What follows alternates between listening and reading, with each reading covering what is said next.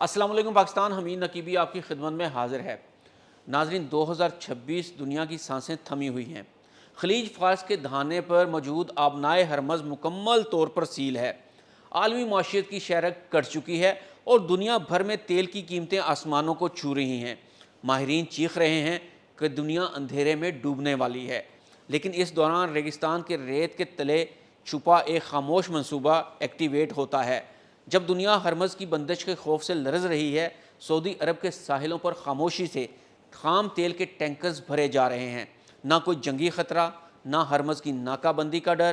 آخر وہ کیا چیز ہے جس نے سعودی عرب کو آج سے 45 سال پہلے ہی اس قیامت خیز منظرنامے کے لیے تیار کر دیا تھا؟ وہ کون سا خفیہ راستہ ہے جو زمین کے سینے کو چیرتا ہوا 1200 کلومیٹر کا فاصلہ طے کر کے دنیا کی تقدیر بدل رہا ہے؟ دوستو، اس وقت صورتحال یہ ہے کہ آبنائے ہرمز، جہاں سے دنیا کا 21% تیل گزرتا ہے، وہاں اب خاموشی ہے۔ کوئی بھی غیر ایرانی جہاز وہاں سے گزرنے کی ہمت نہیں کر پا رہا۔ تصور کریں، روزانہ 21 ملین بیرل تیل کا راستہ رک جائے تو کیا ہوگا؟ فیکٹریاں بند، ٹرانسپورٹ مفلوج اور ملکوں کی اکانومی زمین بوس ہو جائے گی۔ ایران نے ہمیشہ ہرمز کو ایک دھمکی کے طور پر استعمال کیا، لیکن اسے یہ اندازہ نہیں تھا کہ سعودی عرب اس شطرنج کی بساط پر اپنی چال دہائیوں پہلے چل چکا تھا۔ جہاں دنیا سمجھ رہی تھی کہ سعودی عرب کا تیل ہرمز میں پھنس جائے گا، وہیں ارامکو کے سی ای او امین ناصر کے ایک اعلان نے سب کو حیران کر دیا۔ انہوں نے تصدیق کی کہ سعودی عرب کا ایسٹ ویسٹ پائپ لائن منصوبہ اب اپنی مکمل 7 ملین بیرل یومیہ صلاحیت پر کام کر رہا ہے۔ لیکن یہ سب کیسے ممکن ہوا؟ کیا یہ محض ایک اتفاق تھا یا دنیا کی تاریخ کی سب سے بڑی اسٹریٹجک منصوبہ بندی؟ آئیے وقت کے پہیے کو پیچھے گھماتے ہیں۔ سال ہے 1980۔ ایران اور عراق کے درمیان ایک خونی جنگ چھڑ جاتی ہے۔ اس جنگ کے دوران دنیا نے پہلی بار ٹینکر وار کا منظر دیکھا، جہاں تیل لے جانے والے جہازوں کو نشانہ بنایا جا رہا تھا۔ سعودی عرب نے بھانپ لیا تھا کہ صرف ہرمز پر انحصار کرنا خودکشی کے مترادف ہے۔ جب دنیا کے پاس آج جیسی 1981 جیسی جدید ٹیکنالوجی بھی نہیں تھی، تب سعودی عرب نے ریگستان کے تپتے سینے پر 1200 کلومیٹر طویل پائپ لائن بچھانے کا ناقابل یقین فیصلہ کیا۔ اسے نام دیا گیا پیٹرو لائن کا۔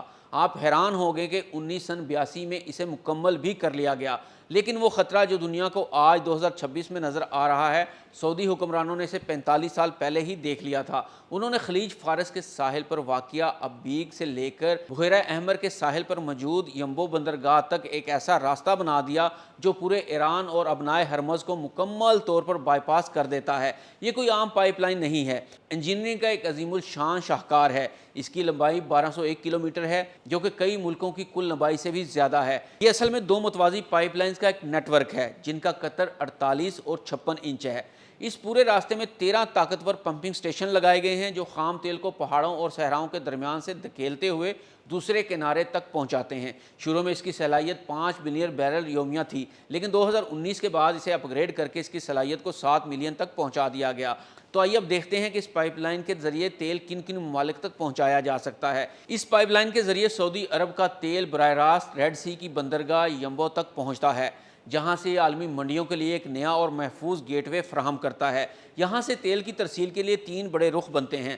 پہلا رخ ہے مغرب کی جانب، جہاں مصر، یورپ، افریقہ اور امریکہ کو تیل کی سپلائی انتہائی آسان اور آبنائے ہرمز کے مقابلے میں کم وقت میں ممکن ہوتی ہے۔ دوسرا رخ جنوب کی جانب باب المندب سے ہوتے ہوئے چین، جاپان، کوریا کی طرف جاتا ہے، اور تیسرا اہم رخ ہے نہر سویز کے ذریعے بحیرہ روم کے ممالک تک رسائی۔ جہاں تک پاکستان کا تعلق ہے تو جغرافیائی طور پر پاکستان کے لیے ابنائے ہرمز والا راستہ قریب ترین ہے، لیکن اگر جنگ یا ناکہ بندی کی وجہ سے ہرمز کا راستہ مکمل بند ہو جائے تو پاکستان بالکل اس پائپ لائن سے فائدہ اٹھا سکتا ہے۔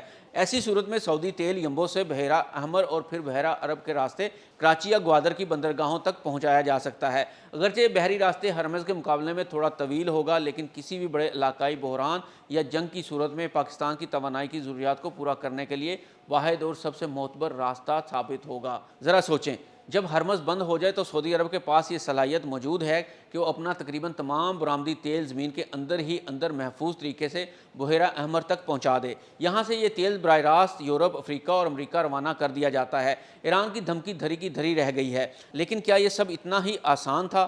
بالکل نہیں۔ دشمنوں کی نظریں ہمیشہ اس پائپ لائن پر رہیں۔ 2019 میں جب حوثی باغیوں نے ڈرون حملوں کے ذریعے اس پائپ لائن کو نشانہ بنایا تو ایک لمحے کے لیے دنیا سہم گئی تھی، لیکن ارامکو کی پروفیشنلزم دیکھیں کہ انہوں نے چند ہی دنوں میں سے دوبارہ بحال کر دیا تھا۔ آج 2026 میں جب ہم یہ ویڈیو دیکھ رہے ہیں، یہ پائپ لائن صرف ایک پائپ لائن نہیں رہی، یہ عالمی توانائی کی سلامتی کی واحد امید بن چکی ہے۔ اگرچہ یمبو بندرگاہ پر لوڈنگ کے کچھ حدود موجود ہیں، لیکن پھر بھی یہ اس تباہی سے ہزار گنا بہتر ہے جو ہرمز کی بندش سے پیدا ہو سکتی ہے۔ یہ پروجیکٹ سعودی عرب کو دنیا کا سب سے زیادہ اسٹریٹجک ایڈوانٹیج دینے والا ملک بنا دیتا ہے۔ متحدہ عرب امارات نے بھی فجیرہ پائپ لائن بنائی، لیکن سعودی عرب کی ایسٹ ویسٹ پائپ لائن کا حجم اور اس کی تاریخ اسے سب سے منفرد بناتی ہے۔ دوستو، سعودی عرب نے ثابت کر دیا ہے کہ تیل کی سیاست صرف کنویں کھودنے کا نام نہیں، بلکہ اس تیل کو محفوظ طریقے سے دنیا تک پہنچانے کے راستے بنانے کا نام ہے۔ آج جب ایران ہرمز بند ہے تو سعودی عرب خاموشی سے عالمی اکانومی کا پہیہ چلا رہا ہے۔ حمید نقیبی کو اجازت دیجیے۔ اللہ حافظ۔